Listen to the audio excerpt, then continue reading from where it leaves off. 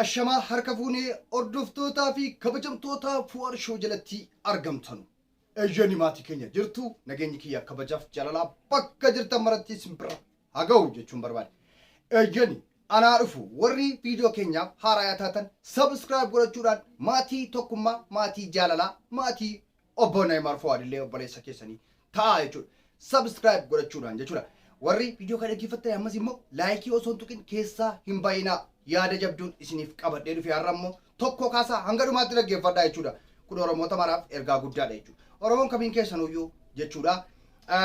Egaa akkuma beekamu Jawaar yookaan immoo oolmaa Jawaarii fi Baqqalaa yookaan Adaanech dabalatee waa tokko yaada tokko dubbachuun barbaada. Waa'ee nageenyi bu'uu irratti illee maaltu akka adeemaa jiru guyyaa har'aas immoo maaltu akka artist jaalatamaa fi kabajamaa Alii Birraa mana isaa deemanii jechuudha. Haalaan nama boonsa, haalaan nama gammachiisa yeroo Oromoon akkanatti wal barbaadee dadhabaa keenya wal kaasu jechuudha. Haalaan gammanneef jira hundi keessanuu ni gammaddan natti fakkaatallee. Eeyyan deeggartoonni Jawaaris bakka gammaddan hin jedhaan.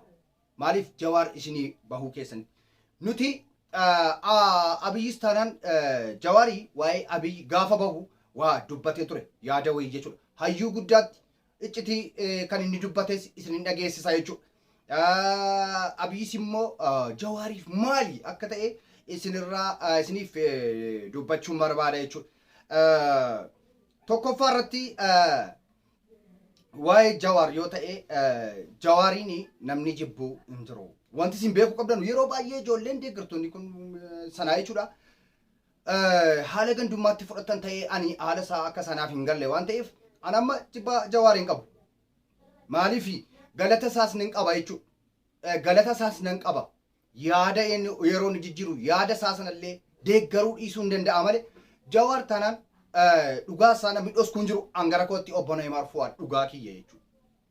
Maaliif nagaan bu'uutti kan hin gammannetu jira. Amma Jawaar kun bahuutti kan hin gammannetu jira. Alagaan hin gammadan usa kana. Maaliif nutti hiika beedhaan maraataa jiru waan ta'eef jechuudha. Maaliif siluma kaayyoon jira nu diiguudha jechuudha. Nu diiguu wal lolchiisuu wal nu nyaachisuudha jechuudha. Amma kana dhiifneetuyyuu amma yeroo hayyoonni keenya gurguddoowwan hayyoonni keenya walii galanii wal jaalatanii walitti siqanu nutis hamilee ta'uufii qabna jechuudha. Nutis ummanni tokkummaa jira akka jaalladhu agarsiisuudha qabna jechuudha. Kana abbaa feete deeggarii jedheera mirga keeti yaani garuu tokkummaa jira hin jibbin dhiigni jira tokko waan ta'eef jechuudha. Jawaar ajatee Abiyyi ajaa ta'uu hin danda'u. Abiyyi ajatee Jawaar ajaa ta'uu hin danda'u jechuudha. Jawaaris galata guddaa Oromoo irraa qaba. Oromoo irraa qaba yoo dhugaa dubbanna ta'e jechuudha. Nan beeka kana ani. Kana immoo Oromoota mara beeka. Oromoota baay'ee qeerroowwan baay'ee kan ija banachiisedha. Jawaar jechuun soba hin barbaachisu dhugaadha jechuudha. Abiyyis akka mataa isaatti bakka Oromoo itti boonsu qaba.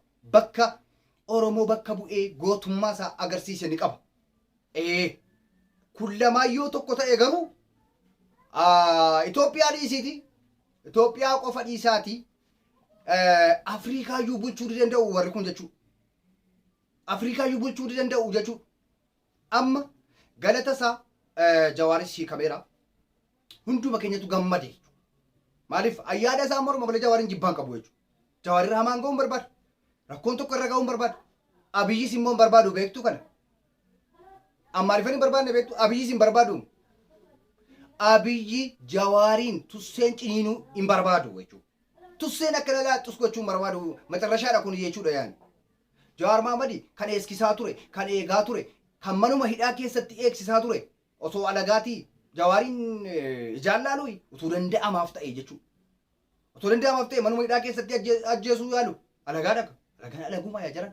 Kanaafu Abiyyi garuu haala kamiin an yeroo baay'ee jechuudha ofan gaafadha wallaahi isa dhugumaa isinitti himaa jechuudha.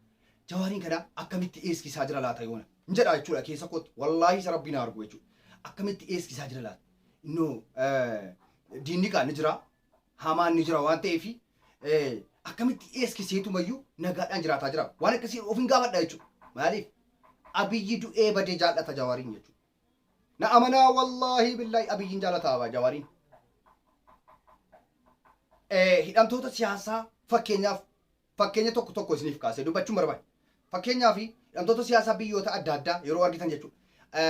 Fakkeenyaaf Gibxii isinii fudhame. Gibxii dhiyeenyuma waggaa 3 darban kana keessatti jechuudha. Mahammad Mursi beektu miti mootii Masrii bulchaa ture waggaa 2 waan akkasiitiif jechuudha. Namtichi inni kun irraa fonqolcheetu jechuudha kan inni mana hidhaa buusee achitti samee jechuudha. Dhaabiitti du'e jechuudha. Dhaabiitti ajjeese jechuudha. Maal godhee ajjeese? Marfee nama ajjeesu waraansisee ka'eetuyyuu fidee ummata fuuldura dhaabee firdi beetii fuulduratti dhaabeenaan achumatti osoo kaameeraan ilaalaa jiru ofiin kufee du'e jechuudha namtichi. Maaliif? Marfee nama ajjeesu waraanee fide jechuudha.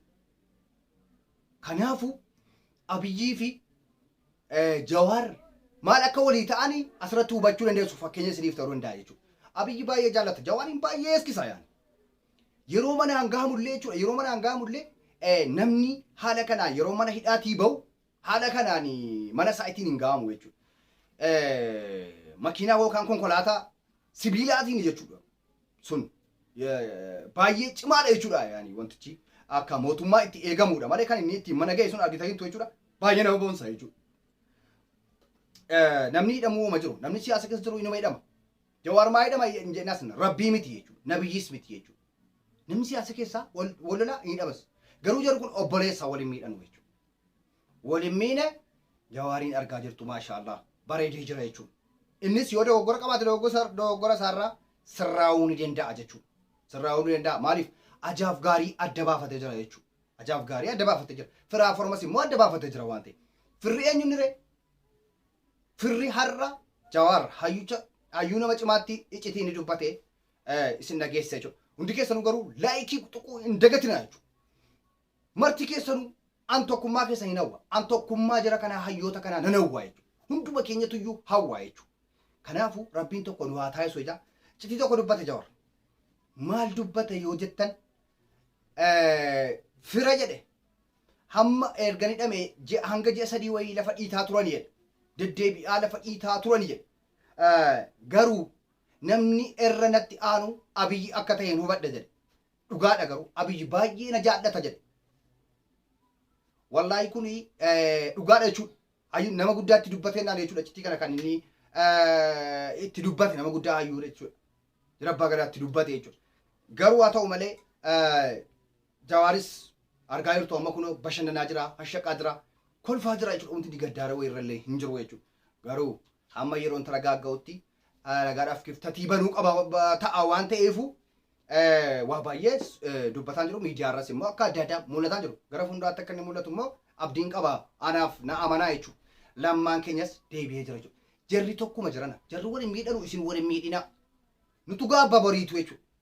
Bor amma kee an sababa tokko keessi miidhe jarri tokko ta'u ati anifati garuu walitti hafna jechuudha. Anifati wal taazamnee hafna jechuudha.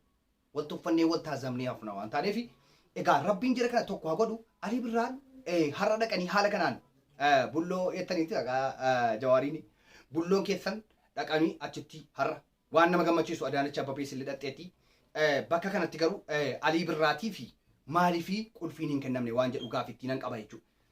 Silallee koomantii Adaanech irratti kenneen ture akka jedhee gaafadheen ture. Maaliif qulfiin kennamuu fi dhiise jechuun yaani maa jira kaanii yeroo rakkoon tokko irra gahee yeroo dhukkubsatan yeroo rakkoon tokko artistoota jira kaanii waa qulfiitu kenname manatu kennama. Maaliifiyyuu Ali Birraatiif qulfiin kun kennamuu didde laata waan jedhus gaafii nattaateetuma haftee jechuudha. Kuni gaafiidhuma ta'uu danda'a.